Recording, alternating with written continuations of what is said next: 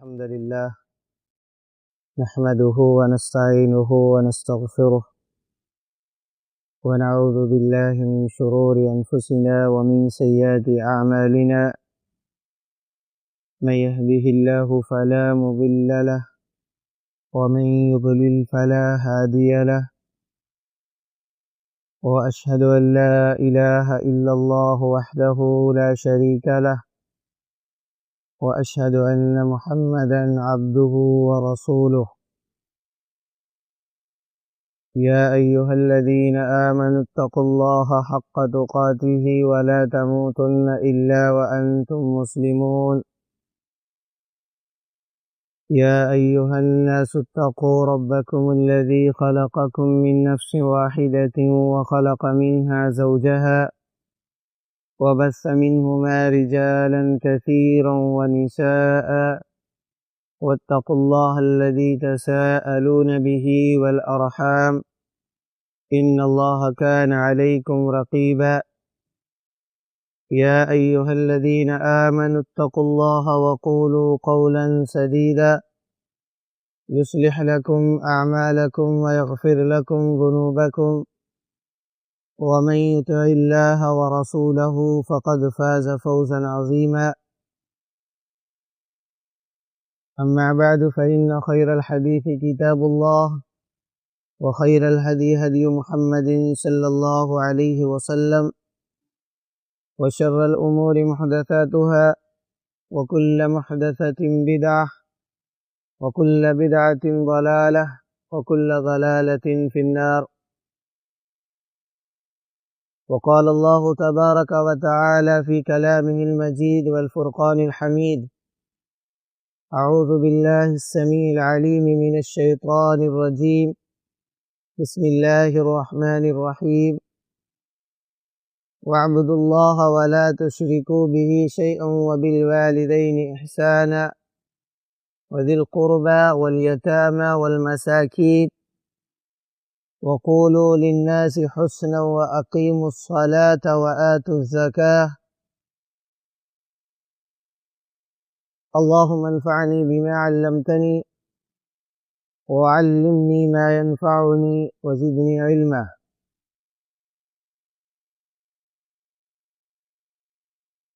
محترم حاضرین مجلس، ساتھیو، اسلامی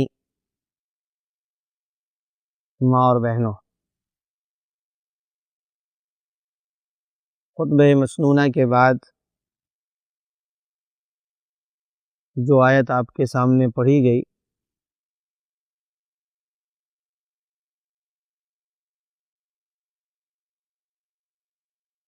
اس آیت کے ضمن میں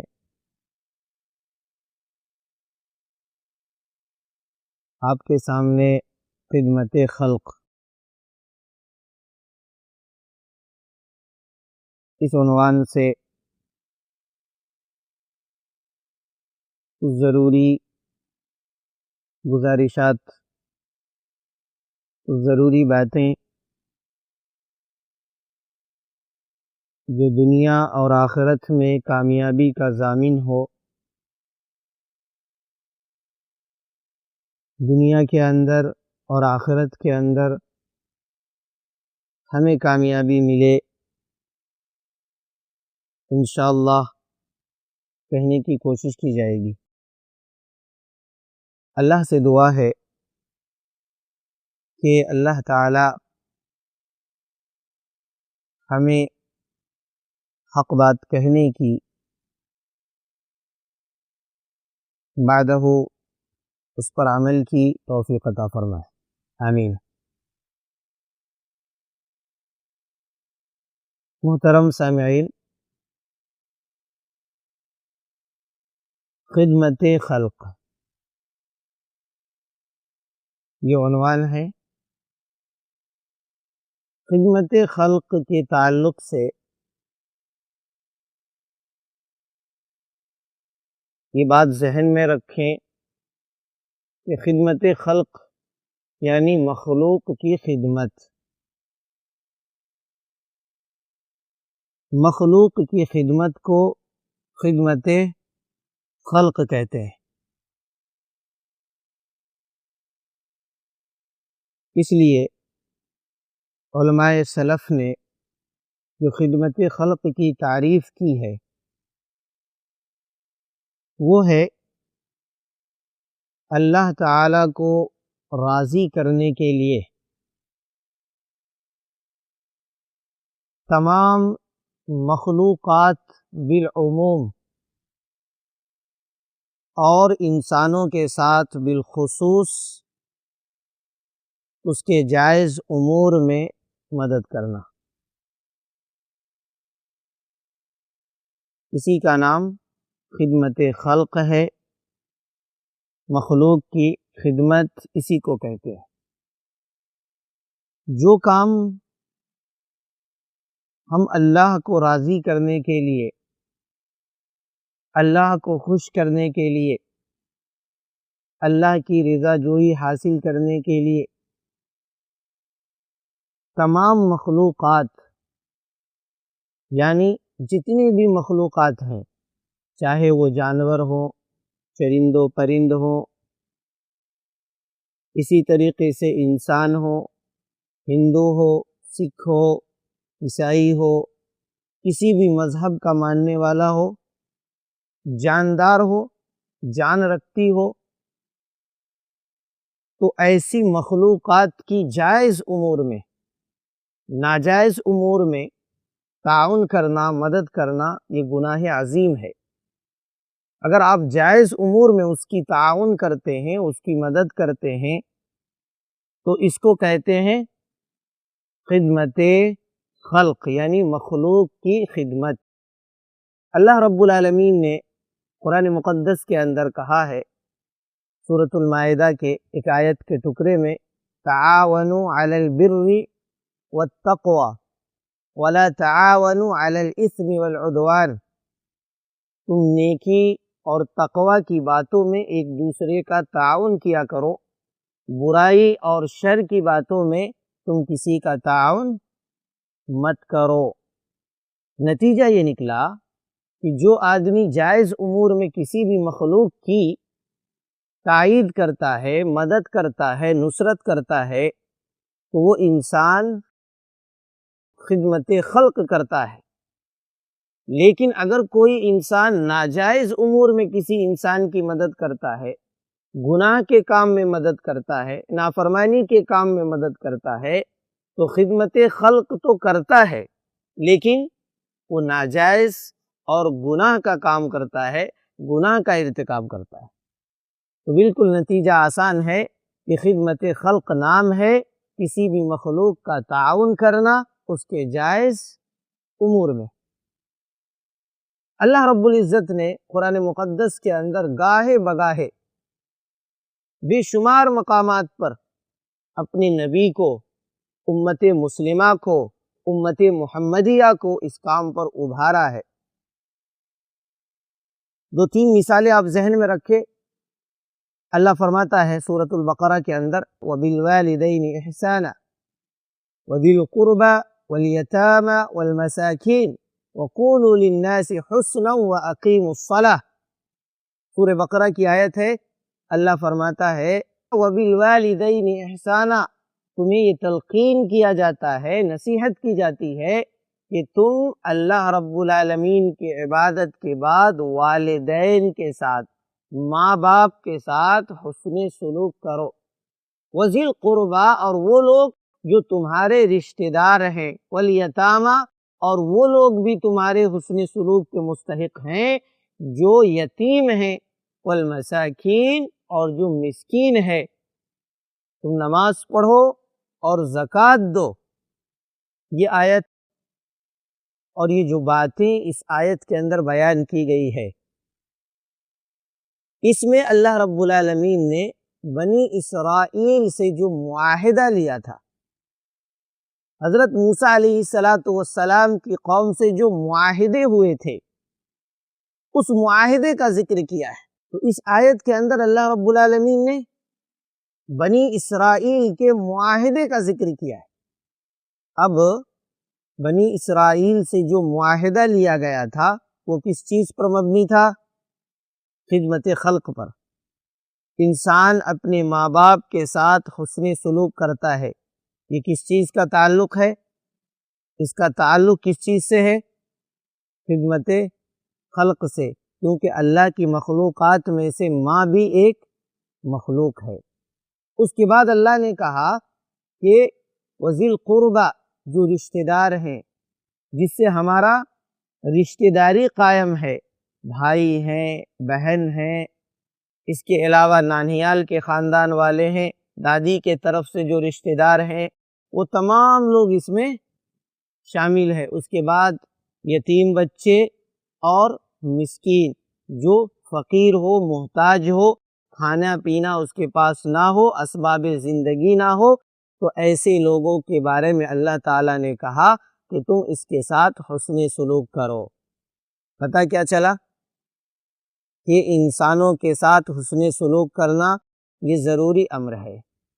اسی آیت سے دوسرا نتیجہ بھی اخذ کر لیجئے کہ ہم جو حسن سلوک کا اللہ رب العالمین نے جو تاکید کیا ہے، ہم کو جو بتایا ہے کہ آپ کو حسن سلوک کرنا ہے والدین کے ساتھ، رشتہ داروں کے ساتھ، یتیم بچوں کے ساتھ، تو یاد رکھیے یہ حکم صرف آپ کے لیے نہیں ہے۔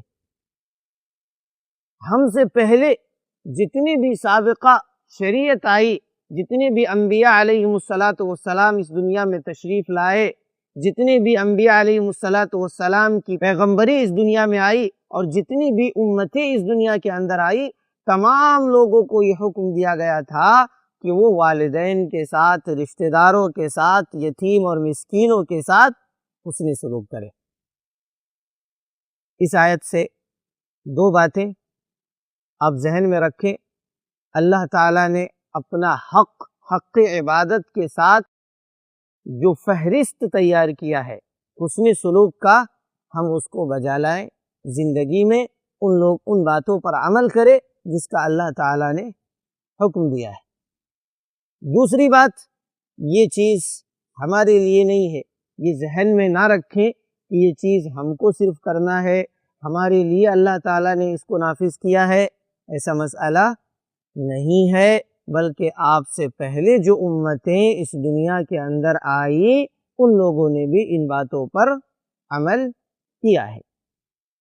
ایک آیت اور ذہن میں رکھیں سورۃ النساء کی، اللہ فرماتا ہے وَاعْبُدُوا اللَّهَ وَلَا تُشْرِكُوا بِهِ شَيْئًا وَبِالْوَالِدَيْنِ إِحْسَانًا وَبِذِي الْقُرْبَى وَالْيَتَامَى وَالْمَسَاكِينِ وَالْجَارِ ذِي الْقُرْبَى وَالْجَارِ الْجُنُبِ وَالصَّاحِبِ بِالْجَنبِ وَابْنِ السَّبِيلِ، کہ تم کو نصیحت کیا جاتا ہے کہ اللہ کی عبادت میں کسی کو شریک نہیں کرنا، خالص اللہ کی عبادت کرنا، اور والدین کے ساتھ حسن سلوک کرنا، اور وہ رشتہ دار جس سے تمہاری رشتہ داری قائم ہے، جس سے تمہارا ریلیشن ہے، اس کے ساتھ حسن سلوک کرنا، اور وہ رشتہ دار جس سے تمہارا رشتہ داری نہیں ہے لیکن تمہارے پڑوس میں رہتے ہیں، تمہارے گھر کے بغل میں رہتے ہیں، تو ایسے پڑوسیوں کے ساتھ بھی تم حسن سلوک کرنا۔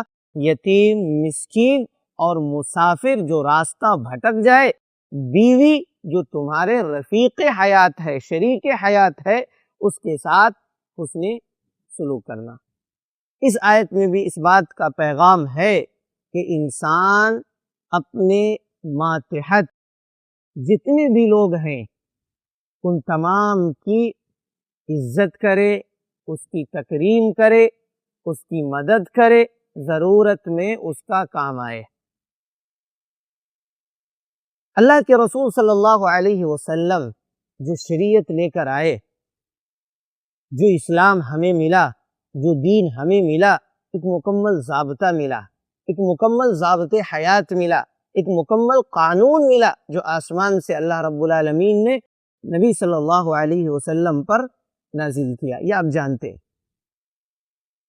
یہ جو ضابطہ ملا ہے، یہ جو اصول ملا ہے، یہ اصول اتنا جامع ہے، اور اس اصول کے ماننے والے اور جس نے منوایا وہ ذات اتنی جامع ہے کہ آپ ایک مثال ذہن میں رکھیں، صحیح بخاری کی ایک حدیث ہے، اللہ کے رسول صلی اللہ علیہ وسلم جب نبی بنائے گئے غار حرا میں سب سے پہلی مرتبہ آپ پر چند آیات نازل ہوئی سورۃ العلق کی، آپ دوڑے دوڑے حضرت خدیجہ رضی اللہ تعالی عنہ کے پاس پہنچے، یعنی اپنی محترمہ، اپنی بیوی امہات المؤمنین خدیجہ رضی اللہ تعالی عنہ کے پاس پہنچے اور کیا کہا؟ وہ جملہ یاد کیجئے، کہا انی خشیت علی نفسی، اے خدیجہ مجھے اپنے نفس پر ڈر محسوس ہو رہا ہے، زملونی زملونی، مجھے چادر اڑاؤ، میرے بدن پر چادر ڈال دو، اس لیے کہ انی خشیت علی نفسی، میں اپنے نفس پر ڈر رہا ہوں، کہیں ایسا نہ ہو کہ میں ہلاک کر دیا جاؤں، برباد کر دیا جاؤں، لوگ مجھے مار ڈالیں۔ تو آپ کو معلوم ہے کہ حضرت خدیجہ رضی اللہ تعالی عنہ نے جو تسلی دیا اپنے شوہر عزیز جناب محمد رسول اللہ صلی اللہ علیہ وسلم کو، اولاً تو ہر عورت کے لیے پیغام ہے کہ وہ اس بات پر عمل کرے، جب بھی شوہر گھر میں آئے، کسی ٹینشن میں ہو، کسی پریشانی میں ہو، کسی مصائب و آلام سے دوچار ہو گیا ہو، پریشان ہو گیا ہو، تو اس کو تسلی کس انداز سے دینا چاہیے، یہ آدمی حضرت خدیجہ سے سیکھ سکتا ہے۔ کیا کہا؟ اللہ لا یخزیک اللہ ابدا انک لتصل الرحم وتحمل الکل وتکسب المعدوم وتقری الضعیف وتعین علی نوائب الحق، خدا کی قسم اللہ آپ کو رسوا نہیں کرے گا، آپ کو ذلیل نہیں کرے گا، اس لیے ذلیل نہیں کرے گا، آپ تو صلہ رحمی کرتے ہیں، رشتوں کو جوڑتے ہیں، انک لتصل الرحم، رشتوں کو جوڑتے ہیں، وتحمل الکل، بوجھ اٹھانے والے پریشان آدمی کا بوجھ خود اٹھا لیتے ہیں، آپ پریشان حال کے بوجھ کو اٹھاتے ہیں، جو پریشان حال ہے اس کی مدد کرتے ہیں، اس کے غم میں شریک ہوتے ہیں، آپ مہمان کی مہمان نوازی کرتے ہیں، بیواؤں کی مسکینوں کی مدد کرتے ہیں۔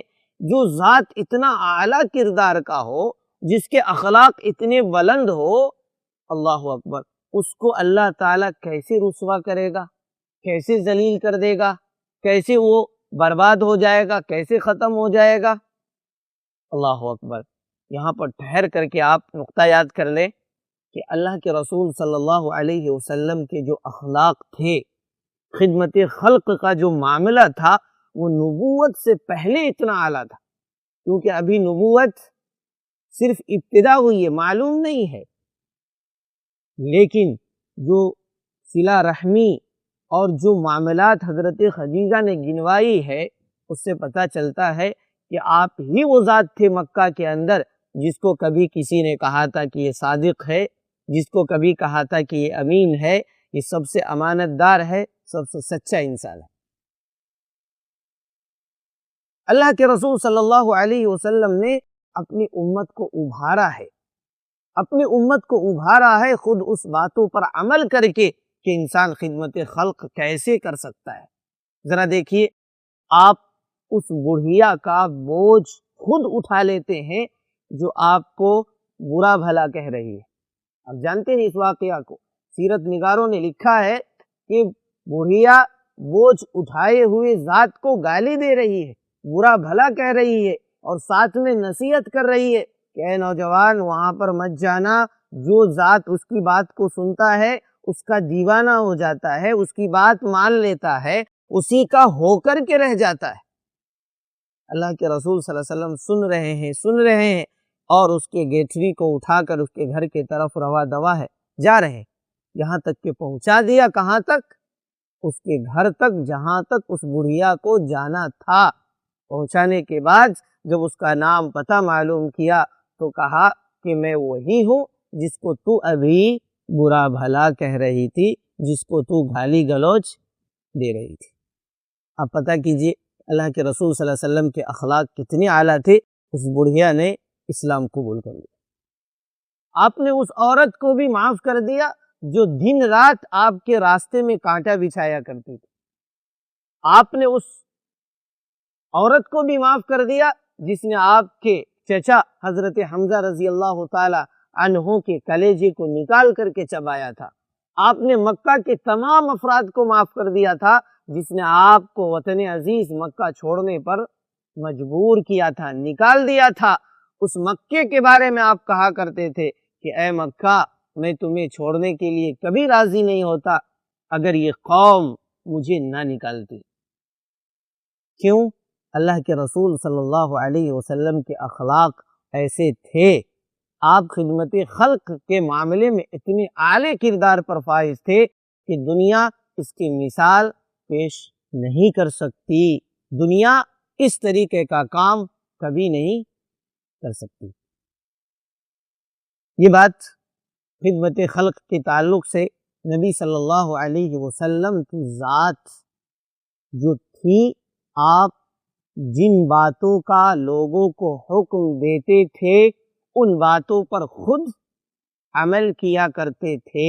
ایسا نہیں ہے کہ ہم لوگوں کو حکم دیں اور خود ان باتوں پر عمل نہ کریں، ہم خود لوگوں کو بھلائی کا حکم دیں اور خود اس میں کورے ہوں، سفید کاغذ ہو، تو اس سے معاملہ حل نہیں ہوتا ہے، امت کا مسئلہ نہیں سلجھتا ہے بلکہ الجھتا ہوا چلا جاتا ہے۔ تو یہ اللہ کے رسول صلی اللہ علیہ وسلم کے اخلاق تھے، خدمت خلق تھے، جس کو آپ نے نبوت سے پہلے بھی کیا اور نبوت کے بعد وہ معاملہ مزید ترقی کر گیا اور آپ نبوت کے بعد مزید اس پر تاکیدی طور پر عمل کرنے لگے۔ خدمت خلق کے تعلق سے آپ یہ بات ذہن میں رکھیں کہ اس میں صرف انسان شامل نہیں ہے، یا انسان میں صرف وہ مسلمان جو ایمان کا دعویٰ کرے، اپنے آپ کو اللہ اور اس کے رسول سے محبت کا دعویٰ کرتا ہے، یعنی اہل مومن شامل نہیں ہے، ہر ذات شامل ہے، چاہے وہ غیر مسلم ہو، یہودی ہو، کرسچن ہو، عیسائی ہو، کسی بھی مذہب کو ماننے والا کیوں نہ ہو۔ ہمیں اسلام اس بات کی تعلیم دیتی ہے کہ ہم اس کی خدمت کریں، خدمت خلق میں ہاتھ بٹھائیں۔ اللہ کے رسول صلی اللہ علیہ وسلم کا یہ بھی عمل تھا کہ آپ کے پڑوس میں یا آس پاس میں جب کوئی یہودی بیمار پڑ جایا کرتا تھا تو اللہ کے رسول اس کی تیمارداری کے لیے، اس کی مزاج پرسی کے لیے، اس کو دیکھنے کے لیے جایا کرتے تھے۔ کوئی یہودی آپ کو دعوت کرتا تو اللہ کے رسول صلی اللہ علیہ وسلم اس کی دعوت میں شرکت کیا کرتے تھے، کھایا کرتے تھے۔ آپ کو معلوم ہے اس یہودی عورت نے کھانے میں زہر ڈالا تھا، آپ نے اس کھانے کو کھایا بھی تھا، اس کے گھر گئے بھی تھے، اور بہت سارے واقعات مدینہ کے اندر اللہ کے رسول صلی اللہ علیہ وسلم جب پہنچے تو سواگت میں، ویلکم میں وہاں کے لوگوں نے آپ کی دعوت کی اور آپ نے اس کو قبول کیا۔ نتیجہ اخذ کیجئے، ایک مسئلہ فقہی طور پر آپ ذہن میں رکھ لیں کہ اگر کوئی غیر مسلم آپ کو دعوت دیتا ہے اس نام سے کہ وہ کسی بھگوان، دیوی دیوتاؤں کے نام پر اس کھانے کو نہیں چڑھایا گیا ہے، خوشی سے اگر آپ کو دعوت دیتا ہے تو آپ کھا سکتے ہیں، اس کے گھر میں جا کر کے اس کی دعوت قبول کر سکتے ہیں، بلکہ دعوت قبول کرنا آپ پر ضروری ہے۔ ایک بات۔ دوسری بات، بعض لوگ اشکال کرتے ہیں کہ ان لوگوں کی کمائی حلال ہے یا حرام ہے، ہم کو اس کا علم نہیں ہے، اگر ہم اس کے دعوت میں جائیں گے تو حرام کھانا پڑ جائے گا، ہم بھی حرام کھا لیں گے، اس کی بھی کوئی پرواہ نہیں ہے۔ گرچہ وہ حرام کماتا ہے، گرچہ وہ حرام کماتا ہو، لیکن پھر بھی آپ اس کی دعوت میں شریک ہوں گے۔ کیوں؟ ہو سکتا ہے کہ اس نے جو کھانا تیار کیا ہو وہ حلال کمائی کا، آپ اس پر بدگمان نہیں ہو سکتے کہ اس نے جو دعوت کیا ہے وہ حرام طریقے سے ہی کیا ہے، ہو سکتا ہے، ممکن ہے کہ وہ آدمی جو دعوت کیا ہے وہ حلال طریقے سے کیا ہو۔ اب جانتے ہیں بہت سارے تکریم کرنے والے ہندو بھائی جو ہماری عزت کرتے ہیں، ہمارے اسلام کی عزت کرتے ہیں، جب وہ کبھی کھانا کھلاتے ہیں تو بڑی محنت سے کماتے ہیں اور پھر کسی مسلم دوست کو دعوت دیتے ہیں کہ آپ آؤ ہمارے کھانے میں شریک ہو جاؤ۔ اور دلیل کے طور پر اگر آپ کو معلوم کرنا ہے کہ اس کی دلیل اسلام میں کیا ملتی ہے کہ آپ کسی سود کھور آدمی کے گھر میں بھی کھانا کھا سکتے ہیں گرچہ وہ حرام کمائی کرتا ہے۔ اس کی دلیل وہ حدیث ہے جسے امام بخاری رحمۃ اللہ علیہ نے اور دیگر ائمہ رحمۃ اللہ علیہ نے اپنے اپنی کتب کے اندر نقل کیا ہے۔ اللہ کے رسول صلی اللہ علیہ وسلم جب مدینہ پہنچے ہجرت کر کے، مکہ چھوڑ کر کے، تو آپ کو معلوم ہے یہودیوں نے آپ کی دعوت کیا، اور یہودی قرآن مجید کے اندر یہ اصول بیان کیا گیا ہے کہ دنیا کی سب سے پہلی قوم تھی یہودی جس نے سود کو رواج دیا تھا۔ دنیا کی سب سے پہلی قوم جس نے سود کو کھایا، کھلایا، اس کی تعلیمات کو پڑھا اور پڑھایا۔ عین ممکن ہے کہ جس کے گھر میں اللہ کے رسول صلی اللہ علیہ وسلم نے کھانا کھایا تھا وہ بھی یہودی تھا، اور اس کے کاروبار بھی ناجائز رہے ہوں، کیونکہ یہودی بغیر سودی کاروبار کا کوئی بھی زندگی کے آرام و عشائش نہیں کر سکتا۔ ہر کاروبار کا لنک ان کا، تجارت کا لنک وہ کیا ہے؟ سود سے بلیو کرتا ہے، سود سے تعلق رکھتا ہے۔ لیکن اللہ کے رسول صلی اللہ علیہ وسلم اس کے گھر گئے، کھانا کھائے۔ یہ دلیل ہے کہ آدمی اس کے گھر جائے اور کھانا کھائے۔ لیکن ایک تمیز آپ ذہن میں رکھیں کہ اگر کوئی مسلم دعوت کرتا ہے، اہل مومن دعوت کرتا ہے، اور اگر سود کا کاروبار کرتا ہے تو آپ نہیں کھا سکتے۔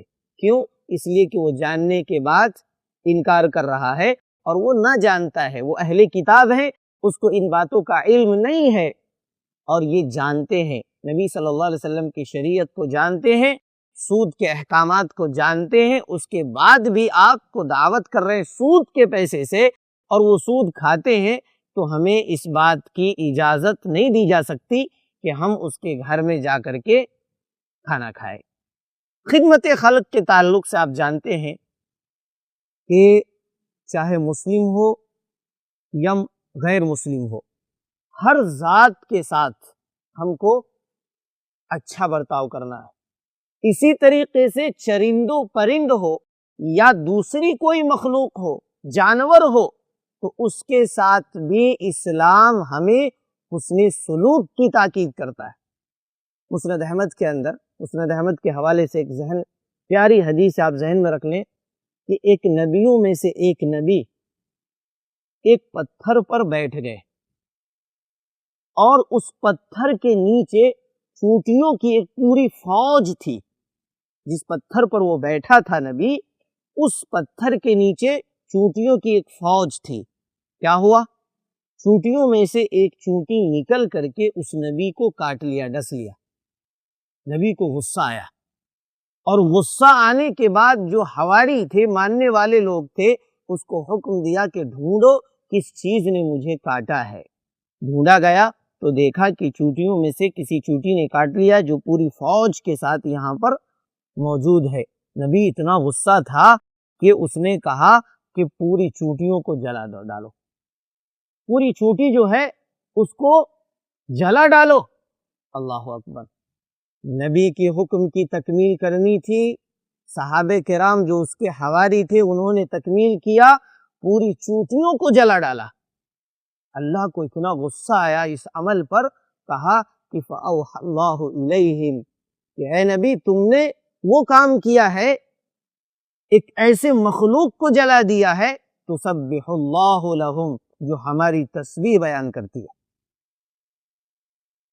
یہاں سے علماء نے دو مسئلے بڑے پیارے انداز سے نکالا ہے۔ ایک مسئلہ تو یہ ہے کہ کسی بھی جاندار چیزوں کو زندہ جلا دینا یہ حرام ہے۔ انسان کو جلانا یہ تو بہت بعید بات ہے، کسی بھی مخلوق کو زندگی رہتے ہوئے، روح رہتے ہوئے آپ جلا نہیں سکتے ہیں۔ اور ایک نقطہ اور معلوم ہوتا ہے کہ جو ظلم کرتا ہے اس ظلم کا سزا اسی کو ملنا چاہیے جس نے ظلم کیا ہے۔ ایک چونٹی نے کاٹا تھا، اگر چاہتے تو اس چونٹی کو مار دیتے، لیکن اس نے پوری قوم کو جلا دیا، پوری نسل کو برباد کر دیا۔ اللہ تعالیٰ نے وحی کر دیا کہ اگر آپ نے اس سے معافی نہیں مانگا تو ہم پوری نبوت کو خسارے میں ڈال دیں گے۔ اور یہ بھی ایک مسئلہ معلوم ہوتا ہے کہ چونٹیاں جو ہیں وہ اللہ کی تسبیح بیان کیا کرتی ہے، اللہ کی تحلیل بیان کرتی ہے، اللہ کی پاکی، اللہ کی بڑائی بیان کیا کرتی ہے۔ آپ جانتے ہیں، آپ اس عورت کا واقعہ بارہا سنتے ہیں، اللہ اکبر، جس عورت نے ایک کتے کو پانی پلایا اور اللہ تعالیٰ نے کیا کیا؟ معاف کر دیا۔ کیا تھی وہ عورت؟ زانیہ تھی، بنی اسرائیل کی۔ صحیح بخاری اور مسلم کے اندر حدیث ہے حضرت ابو ہریرہ کے حوالے سے کہ زانیہ عورت تھی، اور وہ پیاس کے مارے ایک کنویں کے پاس پہنچی تو دیکھا کہ ایک کتا بلک رہا پیاس سے، اور پانی کنویں کے اندر اتنا کم ہے کہ اس سے پانی نکالنا بڑا مشکل ہے اس کتے کو پانی پلانے کے لیے۔ تو اس نے کیا کیا؟ فنزعت موقہا، اس نے جو موزہ پہنا ہوا تھا، اس عورت نے جو شاکس پہنے تھے، اس کو نکالا، اور نکال کر کے کنویں میں ڈال دیا، اور ڈالنے کے بعد کتے کے منہ میں لے جا کر کے اس موزے کو نچوڑ دیا، اور اس کی وجہ سے وہ پیاس سے بری ہو گیا، کتے نے پانی پی لیا۔ یہ ادا اللہ تعالیٰ کو اس عورت کی اتنی پسند آئی، حدیث کے اندر ہے فغفر لها، اللہ تعالیٰ نے اس کو معاف کر دیا۔ دیکھیے اس عورت جو زانیہ ہے، بدکار ہے، لیکن ایک ذات کو، ایک مخلوق کو جو اللہ کی مخلوق ہے، کتا نجس ناپاک جانور ہے، اس کو پانی پلانے کی وجہ سے معاف کر دی جاتی ہے۔ اور اس عورت کے واقعے کو بھی آپ ذہن میں رکھ لے، جس نے بلی کو باندھ دیا اور گھر سے چھوڑا نہیں تاکہ وہ باہر جا کر کے گھاس وغیرہ کھا لے، دوسری چیزیں کھا کر کے زندگی گزارے، اور نہ ہی خود اس کو کھانا دیا، بلک بلک کر بلی مر گئی۔ اللہ تعالیٰ کو یہ ادا اتنی بری لگی کہ اللہ تعالیٰ نے اسے جہنم میں پہنچا دیا۔ انسانوں کے ساتھ حسن سلوک کے بارے میں اللہ کے رسول صلی اللہ علیہ وسلم کی پیاری حدیث ہے، امام ابن حبان رحمۃ اللہ علیہ نے اپنے مسند کے اندر حضرت ابو ہریرہ رضی اللہ تعالیٰ عنہ کے حوالے سے نقل کیا ہے۔ اللہ کے رسول نے صحابہ سے پوچھا اتدرون ما المفلس، تم جانتے ہو مفلس کون ہے؟ مفلس کون ہے؟ قالوا فینا من لا درہم لہ ولا متاع، صحابہ نے کہا کہ اللہ کے رسول، جس کے پاس روپیہ پیسہ نہ ہو وہی آدمی مفلس ہو سکتا ہے، فقیر ہو سکتا ہے، وہی آدمی مفلس ہے۔ اللہ کے رسول صلی اللہ علیہ وسلم نے کہا نہیں، وہ مفلس نہیں ہے۔ مفلس کون ہے؟ من یأتی یوم القیامہ، جو قیامت کے دن بصلاۃ وصیام وزکوٰۃ، نماز کے ساتھ، روزے کے ساتھ، حج اور زکوٰۃ کے ساتھ اللہ رب العالمین کے سامنے پیش ہوگا۔ حج، زکوٰۃ، نماز کی ایک لمبی فہرست ہوگی، اور آئے گا، لیکن کیا کیا ہوگا؟ قد شتم ھذا، کسی کو مارا ہوگا، وَأَكَلَ مَالَ ھذا، کسی کا مال غصب کر لیا ہوگا، وَسَفَكَ دَمَ ھذا، کسی کی جان کو قتل کر دیا ہوگا، ختم کر دیا ہوگا۔ یہ آدمی اتنی گناہوں کے بعد جب اللہ کے سامنے پیش کیا جائے گا، فَيُؤْتَى مِنْ حَسَنَاتِهِ وَهَذَا مِنْ حَسَنَاتِهِ، جس کو مارا ہوگا نیکیوں میں سے اللہ اس کو دے دے گا، جس کو گالی دیا ہوگا نیکیوں میں سے اس کو دے دے گا۔ اس طریقے سے حقوق کے مطالبات کرنے والے لوگ آتے رہیں گے، اور اللہ اس کی حسنات کو دیتا رہے گا، یہاں تک کہ حسنات پورے نہیں ہوں گے قبل ان یقضی ما علیہ، اور اس کی نیکیاں ختم ہو جائے گی۔ اللہ تعالیٰ کیا کرے گا؟ اس کو فطرحت فی النار، فرشتوں کو حکم دے گا کہ اس کو جہنم میں پھینک ڈالو، اسے جہنم میں داخل کر دو۔ اس شخص کے بارے میں اللہ کے رسول صلی اللہ علیہ وسلم نے کہا کہ یہ مفلس ہے، سب سے محتاج انسان ہے۔ نماز تو تھی، روزے تھے، حج، زکوٰۃ سب تھی، نیکیوں کی لمبی فہرست تھی، لیکن اس نے خدمت خلق کرنے کے بجائے مخلوق کو ستایا، دنیا کے اندر تکلیفیں دی، دنیا کے اندر مخلوقات کے ساتھ نازیبا حرکات کیے، ان کو ستایا، مصائب و آلام سے دوچار کیا۔ اس کے بدلے میں اللہ تعالیٰ اس کو کہاں پہنچائے گا؟ جہنم کے اندر۔ آپ اس ذات کے طرح اس انسان کی طرح بن جائیے۔ اللہ اکبر۔ ایک آدمی اللہ کے رسول کے پاس آیا اور کہا کہ میں جنت میں داخل ہونا چاہتا ہوں، عمل بتا دیجئے۔ میں جنت میں جانا چاہتا ہوں، مجھے عمل بتا دیجئے۔ اللہ کے رسول صلی اللہ علیہ وسلم نے کہا جنت میں جانا چاہتے ہو؟ کہا افشوا السلام، پہلا کام یہ کرو کہ سلام کو عام کرو۔ ہم سلام کس کو کرتے ہیں؟ داڑھی والا ہو، جبہ والا ہو، ٹوپی پہنا ہو، ہمارا رشتہ دار ہو، قوم کا سورما امیر آدمی ہو، صاحب فقاہت ہو، بڑا آدمی ہو، جب ہم دیکھیں گے اس کو تو بڑے ادب کے ساتھ سلام کرتے ہیں۔ لیکن قوم کا کوئی معمولی آدمی جس کے پاس مال نہیں ہے، دولت نہیں ہے، ہم اس کو سلام نہیں کرتے۔ حدیث کے اندر کیا ہے؟ صحیح بخاری کے حوالے سے کہ سلام اس کو بھی کرو جس کو تم جانتے ہو، علی من عرفت ومن لم تعرف، جس کو جانتے ہو اسے بھی سلام کرو، اور جس کو جانتے نہیں، پہچان نہیں ہے لیکن مسلمان ہونے کا یقین ہے تو اس کو سلام کیا کرو۔ ہم سلام کو ایک رواج سمجھتے ہیں۔ ہم کس سے کرتے ہیں؟ رشتہ داروں سے کرتے ہیں۔ ہم سلام کس سے کرتے ہیں؟ امیر سورما لوگوں سے کرتے ہیں۔ ہم سلام کس سے کرتے ہیں؟ عالم علماء سے کرتے ہیں، امام صاحب سے کرتے ہیں۔ ہم سلام کس سے کرتے ہیں؟ جس سے ہماری پہچان دوستی ہے، لیکن وہ مسلمان آپ کے بغل سے، آپ کے سامنے سے گزر کر چلا جاتا ہے، جس پر آپ کو واجب تھا، ضروری تھا، سنت ہے کہ آپ اس کو سلام کریں، لیکن آپ اسے سلام نہیں کرتے۔ قیامت کے دن اس ذات سے زیادہ ناکارہ انسان کون ہو سکتا ہے؟ اللہ اکبر، جو خدمت خلق نہیں کرتا ہے۔ دنیا کے اندر جو ذات خدمت خلق نہیں کرتی ہے، مخلوق کی دیکھ بھال نہیں کرتی ہے، وہ سب سے بد نصیب انسان ہوگا قیامت کے دن۔ ایک آدمی کو قیامت کے دن اللہ کے پاس لایا جائے گا اور پوچھے گا اللہ تعالیٰ کہ میں فلاں رات بھوکا تھا، تم نے کھانا نہیں دیا، میں فلاں رات ننگا تھا، تم نے مجھے لباس مہیا نہیں کیا، میں بیمار تھا، تم نے میرا علاج نہیں کرایا۔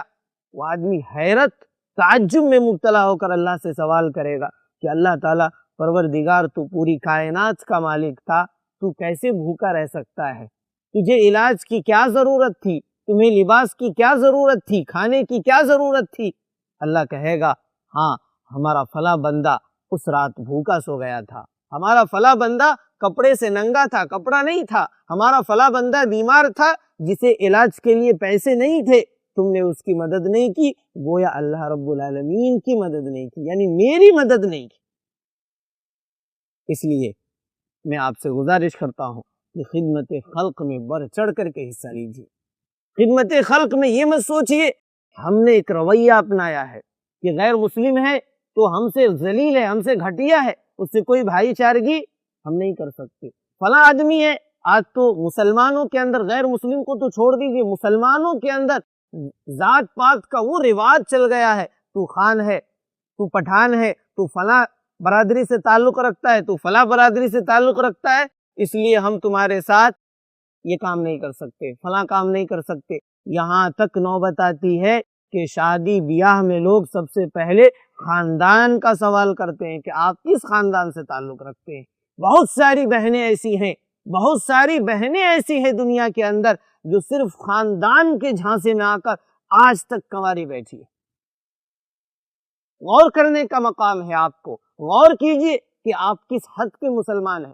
اللہ کے رسول صلی اللہ علیہ وسلم جب مکہ میں آئے، آپ کو پیدا کیا گیا، اللہ نے نبوت سے سرفراز فرمایا، تو آپ نے اس کو ختم کر دیا، اور ایسے ختم ہو گئے کہ اوس اور خزرج کے سال ہا سال جو جنگ لڑے جاتے تھے، اس کو چٹکی میں اللہ رب العالمین نے اپنے نبی کے ذریعے سے ختم کر دیا، اور سارے بھائی بھائی بن گئے۔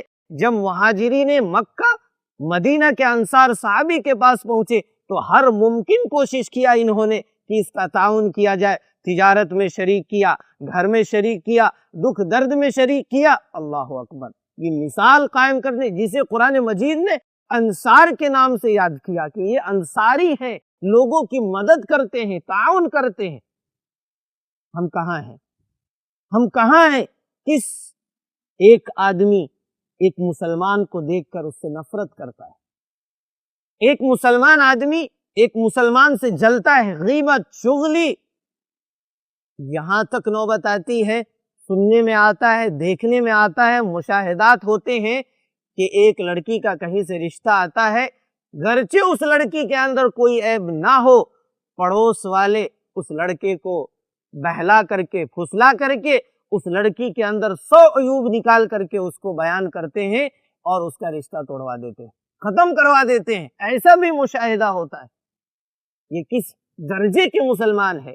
بے حس مسلمان، جسے شرم کرنا چاہیے۔ اللہ کے رسول صلی اللہ علیہ وسلم کی نبوت ہمیں اس کی تعلیم نہیں دیتی ہے۔ حضرات، خدمت خلق، اگر آپ ایک ناحیت سے خدمت خلق کو دیکھتے ہیں تو خدمت خلق پورا آدھا اسلام ہے۔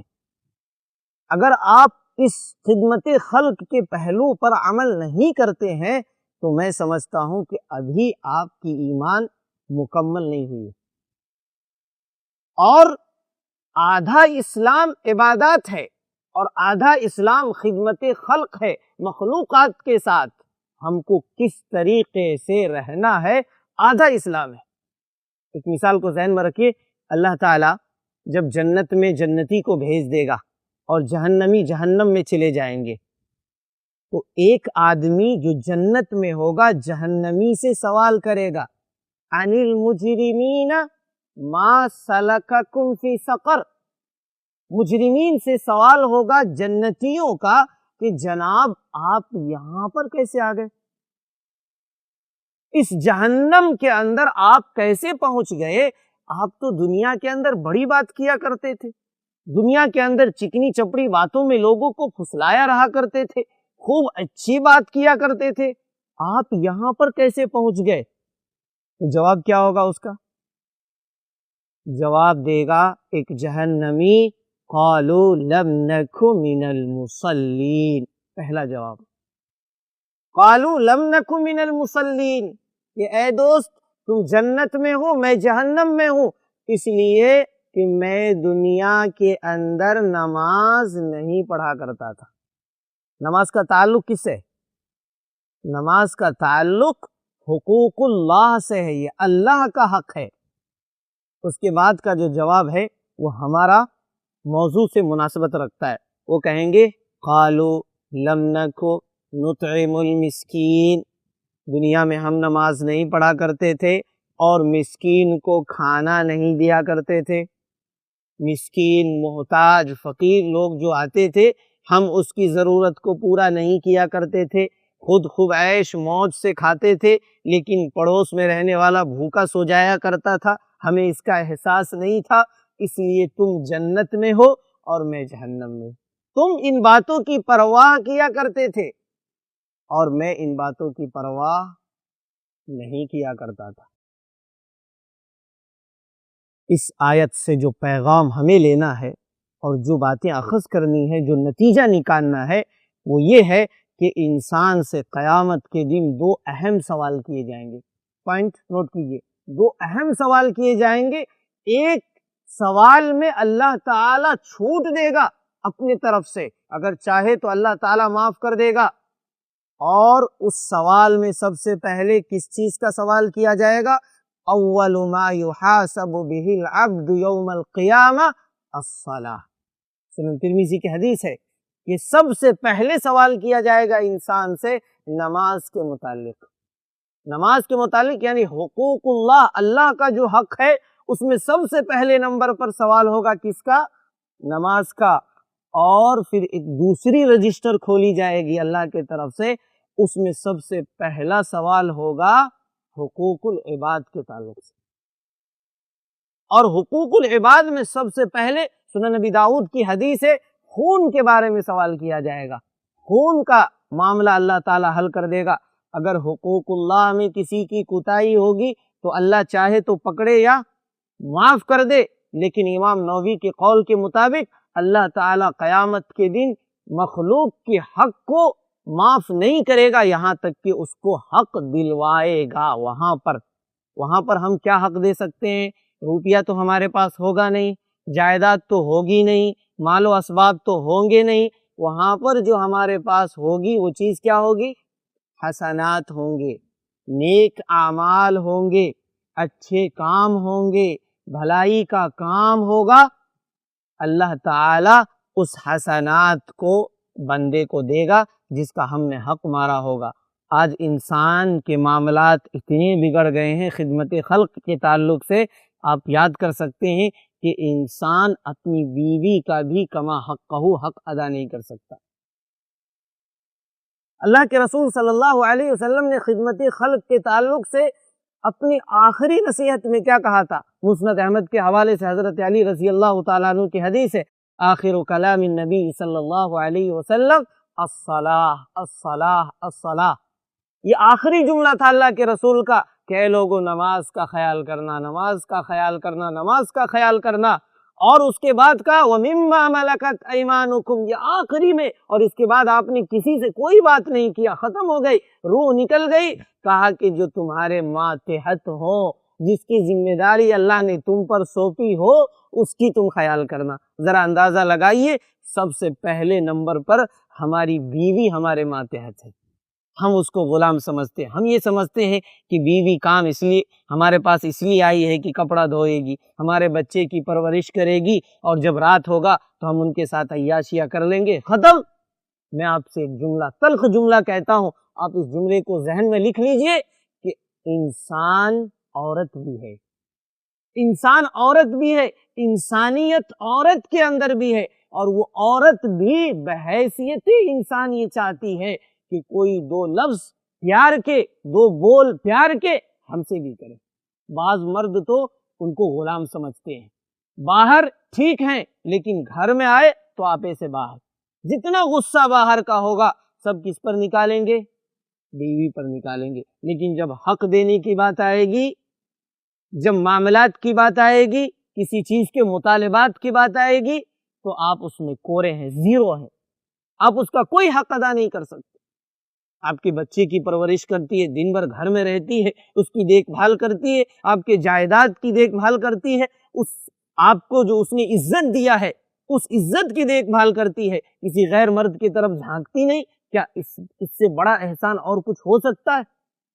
دن بھر گھر میں آپ عیاشیاں کر رہے ہیں، اس ہوٹل سے اس ہوٹل جا رہے ہیں، یہاں سے وہاں جا رہے ہیں، وہ دن بھر گھر میں بند ہو کر آپ کے بچے کے ساتھ کھیلتی ہے، آپ کے جائیداد، آپ کی عزت و آبرو کی حفاظت کرتی ہے۔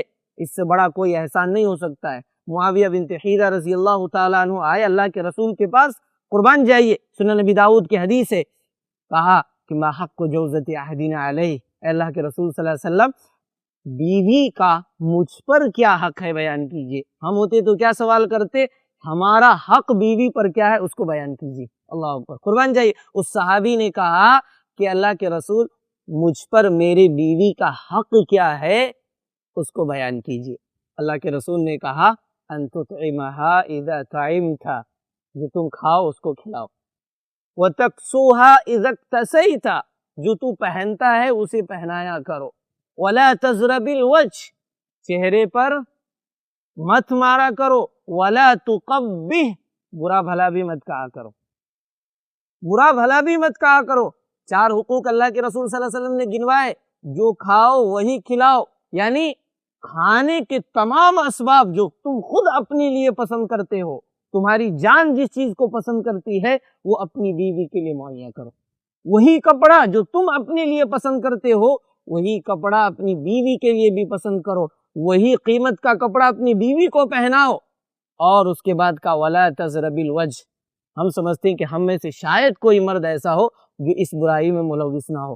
کبھی بھی ہم مارتے ہیں اپنی بیویوں کو تو چہرے پر ہی مارتے ہیں، چہرے پر ہی مارتے ہیں۔ حالانکہ ہر مخلوق کے ساتھ چہرے پر مارنا علماء اسلام کا بالاتفاق ممنوع ہے۔ آپ لڑکے ہو یا لڑکیاں ہو، کسی کو بھی چہرے پر نہیں مار سکتے ہیں۔ اور اگر مارنے کی ضرورت پڑ جائے، بیوی کو اگر مارنا ہی ہے تو اللہ کے رسول صلی اللہ علیہ وسلم نے کہا مارو ہلکی اور پیٹھ کے جانب مارو، یعنی پیٹھ پر مارو، اتنی ہلکی مار ہو کہ نشان وغیرہ نہ پڑے۔ اور چوتھا حق جو گنوایا اللہ کے رسول نے، کہا کہ وَلَا تُقَبِّحْ، برا بلا مت کہو، یعنی اس کی عزت کے ساتھ مت کھیلا کرو۔ لڑکے کھڑے ہوں، جو تمہارے بطن سے پیدا ہوئے اس کے سامنے لوگ آج اپنی بیویوں کو ذلیل کرتے ہیں، ان کی ماں کو، ان کی بہنوں کو، ان کے خاندان والے کو گالی دیتے ہیں، لڑکا کھڑا دیکھ رہا ہوتا ہے، اپنے بچوں کے سامنے ہم اپنی بیویوں کو ذلیل کرتے ہیں، کتنی بری بات ہے۔ وہی بچہ جب بڑا ہوتا ہے تو آپ کا طرز عمل اپنا کر کے اپنی بیویوں کے ساتھ وہی کام کرتا ہے۔ پھر یہاں سے ایک نتیجہ اور اخذ کیجئے، جو مرد بھی، جملہ یاد کر لیجئے، جو مرد بھی اپنے بچوں کے سامنے اپنی بیویوں کو ذلیل کرتا ہے، بچوں کی نگاہ سے اللہ رب العالمین ماں باپ کی عزت کو اٹھا لیتا ہے۔ اس ماں باپ کی عزت کبھی بھی اولاد نہیں کر سکتی۔ کیوں؟ اس لیے کہ جس جوڑے سے اللہ نے اس کو نکالا ہے ہم اس جوڑے کی قدر نہیں کرتے۔ تو یہ ہے خدمت خلق۔ سب سے پہلے نمبر پر آپ کی بیوی ہے جس کا حق آپ ادا کیجئے۔ والدین کے بارے میں نے پہلے ہی کہا ہے کہ والدین اللہ کے حق کے بعد سب سے پہلے نمبر پر والدین آتے ہیں، ماں باپ آتے ہیں، اور اس کے بعد بیوی ہے، اس کے بعد پھر اولاد ہیں، پھر اس کے بعد بھائی بہن رشتہ دار، اس کے بعد دوست و احباب۔ ان تمام کے حقوق کو جمع کرنے کے بعد معاملہ آتا ہے خدمت خلق کا، یعنی آپ ان تمام لوگوں کے ساتھ کیا کرنا ہے۔ خدمت خلق نام کیا ہے؟ اگر کوئی مخلوق بیمار پڑ جائے تو ہمیں اس کی تیمارداری کرنا ہے، یعنی اس کو دیکھنے کے لیے جانا ہے۔ یہ ہے خدمت خلق کی پہلی صورت۔ دوسری صورت، اگر وہ محتاج ہے، اپنی علاج نہیں کروا سکتا ہے تو ہمیں اس کے لیے علاج کے اسباب مہیا کرنا ہے۔ خود دے سکتے ہیں تو دیں، اور خود نہیں دے سکتے تو پھر اس کے لیے تلاش کریں، نکالیں، کچھ لوگوں سے ملے اور اس کے ضرورات کو پوری کرے۔ کوئی اگر بھوکا ہے تو اس کے بھوک کو مٹائے۔ صحابہ کرام کے بارے میں ایک صفت اللہ تعالیٰ نے قرآن مجید کے اندر استعمال کیا ہے، بل تؤثرون، کہ یہ لوگ اپنے نفس پر کس کو ترجیح دیتے ہیں؟ دوسرے لوگوں کو ترجیح دیتے ہیں۔ خود بھوک لگی ہوتی ہے لیکن دوسروں کو کھلا دیتے ہیں، خود پیاس کی ضرورت ہوتی ہے اپنی پرواہ نہیں کرتے، اپنے بھائیوں کو کھلا دیتے ہیں۔ ایک پیاری سی حدیث ہے حضرت ابو طلحہ کے حوالے سے غالباً، کہ ایک مرتبہ اللہ کے رسول کے پاس ایک مہمان تشریف لاتا ہے۔ اللہ کے رسول کہتے ہیں کہ کوئی صحابی ہے، لمبا چوڑا واقعہ ہے، بالاختصار بیان کرتا ہوں۔ کہا کہ کوئی ہے جو اس مہمان کی مہمان نوازی کرے۔ ایک صحابی اٹھا اور کہا کہ اللہ کے رسول آج رات میں اس کی مہمان نوازی کروں گا۔ گئے دوڑے دوڑے اپنی بیوی کے پاس، کہا کہ کچھ کھانا ہے؟ کہا کہ کھانا تو زیادہ نہیں ہے، کچھ کھانا ہے جس کو میں نے اپنے بچوں کے لیے بچا کر کے رکھا ہے۔ اب اس صحابی کا طرز عمل دیکھیے، چونکہ اللہ کے رسول کے مہمان کی مہمان نوازی کرنی تھی، اپنے بچے، اپنی بیوی اور خود کی پرواہ نہیں کرتے ہوئے وہاں پہنچے اور کہا کہ دیکھو بچے کو تم کسی طرح سلا دو، کسی طرح پھسلا پہلا کر کے کھلا کر کے اسے سلا دو، میں مہمان رسول کو آج لانے والا ہوں۔ لایا گھر میں، دیکھا کہ روٹی کی قلت ہے، روٹی کم ہے، میں کھاؤں گا مہمان بھوکا رہ جائے گا، اس لیے کیا کیا، بیوی کو کہا کہ جب تم دسترخوان بچھانا تو دسترخوان پر جب روٹی لگانا، روٹی لگاتے ہی جو ڈبری ہوتی ہے، چراغ، اس کو بجھا دینا، اور میں مہمان کے ساتھ کھانے کی ڈھونگ کرتے رہوں گا، یعنی زبان اس طریقے سے چلاؤں گا کہ گویا یہ کھانا میں بھی کھا رہا ہوں، مہمان کے ساتھ میں بھی کھا رہا ہوں۔ یہاں تک کہ مہمان سیر ہو گیا، اللہ کے رسول صلی اللہ علیہ وسلم کے پاس رات میں آیات نازل ہو گئی، کہا کہ اللہ اکبر، تم نے کام کیا کیا ہے جو اللہ تعالیٰ نے تیری تعریف قرآن مجید کے اندر کر دی ہے؟ کہا کہ کام تو کچھ نہیں کیا، یہ کیا ہے؟ کہا کہ یہ ادا اللہ کو اتنی پسند آئی کہ اللہ تعالیٰ نے قرآن مجید کے اندر تمہاری تعریف کر دی۔ اپنے نفس پر ترجیح دینا ہے۔ کوئی بھوکا آدمی مل جائے تو ہمیں دیکھنا ہے کہ اس کی ضرورت کیا ہے، اس کو پورا کرے، اپنی ضرورت کو بازو میں رکھے، ہٹائے، ان کی ضرورت کو پورا کرے۔ کوئی آدمی لباس کا بھوکا ہے تو ان کو کپڑا پہنا دے، کوئی بیوہ ہے تو اس کی مدد کرے، کوئی بہن ہے جس کی شادی نہیں ہو رہی ہے، چاہے مجبوری کچھ ہو، لڑکے کی ضرورت ہے تو آپ لڑکا مہیا کرے، پیسے کی ضرورت ہے تو پیسہ دے، چاہے اس کے لیے تنظیمیں کیوں نہ بنانی پڑے، لیکن ہم کو مدد کرنا ہے۔ اس میں ہمیں تمیز نہیں کرنا ہے کہ تو فلاں خاندان کا ہے، تو فلاں خاندان کا ہے، ہم تمہاری مدد نہیں کریں گے، تمہارے ساتھ نہیں رہیں گے۔ اگر آپ کے پڑوس میں غیر مسلم بھی محتاج ہے جملہ یاد کیجیے، غیر مسلم بھی محتاج ہے تو آپ کو اس کی مدد کرنا ہے، ہر ممکن کوشش کرنا ہے کہ وہ آپ سے کبھی بھی پریشان نہ ہو، آپ اس کی ہر ضرورت میں کام آئے۔ اسی طریقے سے نیکی کے طرف حکم دینا، بھلائی کی طرف بلانا، برائیوں سے روکنا، گناہوں سے باز رکھنا، یہ بھی ایک خدمت خلق ہے جس کے لیے اللہ تعالیٰ نے آپ کو پیدا کیا ہے۔ کنتم خیر امت اخرجت للناس، تم بہترین امت ہو، کیوں ہو؟ اس لیے کہ تم لوگوں کے لیے نکالے گئے ہو، لوگوں کی ضرورت تم پوری کرتے ہو، تأمرون بالمعروف، لوگوں کو بھلائی کا حکم دیتے ہو، وتنہون عن المنکر، منکرات سے لوگوں کو روکتے ہو۔ یہ ہے خدمت خلق، یعنی نیکی کے طرف بلانا اور برائیوں سے روکنا، یہ بھی خدمت خلق ہے۔ ظلم کو سہنا یہ خود ظلم ہے، ظلم کے خلاف آواز اٹھانا یہ بھی ضروری ہے، اور مظلوم کی مدد کرنا، انصر اخاک ظالما او مظلوما، اللہ کے رسول نے کہا کہ تم اپنے بھائیوں کی مدد کرو چاہے وہ ظالم ہو یا مظلوم ہو، جو ظالم ہو اسے ظلم سے روکیں اور جو مظلوم ہے اس کی مدد کریں، یہ راستہ ہے، آپ دونوں کی مدد کریں۔ اللہ کے رسول صلی اللہ علیہ وسلم سے عملی نمونہ ہمیں ملتا ہے، آپ ظلم کے خلاف آواز اٹھایا کرتے تھے، اللہ اکبر، آپ نے ظلم کے خلاف اس وقت بھی آواز اٹھایا تھا جب آپ نبی نہیں بنائے گئے تھے، نبی نہیں ہے ابھی، لیکن آپ نے ظلم کے خلاف آواز اٹھائی تھی۔ آپ کو معلوم ہے حلف الفضول کا ایک واقعہ پیش آیا تھا، عبداللہ بن جدعان کے گھر میں کچھ 5 قبیلے بنو قریش قبیلے کے 5 لوگوں نے معاہدہ کیا تھا کہ کوئی مکہ میں ظلم کرے ہم لوگ نہیں سہیں گے، کوئی خلاف کسی کو ستائے ہم لوگ اس کو سہ نہیں سکتے، اس لیے ضروری ہے کہ ایک میٹنگ کی جائے۔ پھر میٹنگ ہوئی اور اس میں یہ معاہدہ طے ہوا۔ اس معاہدے کے طے کرنے میں اللہ کے رسول صلی اللہ علیہ وسلم موجود تھے، اور اسلام آنے کے بعد آپ کہا کرتے تھے کہ کاش عبداللہ بن جدعان مجھے آج بلاتا اور اللہ پر کوئی معاہدہ کرتا تو میں اس میں شریک ضرور ہوتا تھا۔ تو اللہ کے رسول اس سے پہلے بھی خدمت خلق میں تھے۔ پہلے نمبر پر میں نے یہ بیان کیا ہے کہ اللہ کے رسول صلی اللہ علیہ وسلم اتنے اعلیٰ اخلاق کے مالک تھے، اور خدمت خلق میں وہ کردار آپ نے ادا کیا ہے کہ دنیا اس کی مثال پیش نہیں کر سکتی۔ حضرت خدیجہ نے یہی کہا تھا، اِنَّكَ لَتَصِلُ الرَّحِمَ وَتَحْمِلُ الْكَلَّ وَتَكْسِبُ الْمَعْدُومَ وَتَقْرِي الضَّيْفَ وَتُعِينُ عَلَى نَوَائِبِ الْحَقِّ۔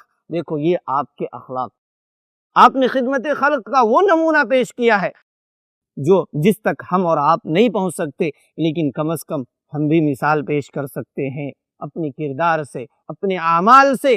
آپ کے گھر میں، آپ کے آس پاس میں، آپ کے گاؤں محلے میں، آپ کے شہر میں کوئی پریشان نہ ہو، کوئی ظالم نہ ہو اور کوئی مظلوم بھی نہ ہو، اس کے لیے ہم کو آج سے ابھی سے تہیہ کرنا ہے اور اٹھنا ہے کہ کوئی خدمت خلق کرے یا نہ کرے، ہم خود اپنے آپ سے یہ عہد کرتے ہیں کہ ہم لوگوں کے ساتھ خدمت خلق کا معاملہ کریں گے، لوگوں کو ستائیں گے نہیں، لوگوں پر بے وجہ ظلم نہیں کریں گے، جو ستائے جائیں گے اس کا حق دلوا کر کے رہیں گے، یہ ہمارا عزم ہے۔ قرآن و سنت ہمیں اس بات کی تعلیم دیتا ہے، یہی ہمیں سکھاتا ہے۔ اللہ تعالیٰ سے دعا ہے الہ العالمین جو بات ہوئی ہے حق ہے، درست ہے، تو ہمیں اور آپ کو عمل کی توفیق عطا فرمائے۔ اللہ رب العالمین ہم کو اور آپ کو جب تک اس دنیا میں زندہ رکھے، اسلام پر ایمان پر زندہ رکھے، اور جب خاتمہ فرمائے خاتمہ بالخیر فرمائے، آمین۔ السلام علیکم ورحمۃ اللہ وبرکاتہ۔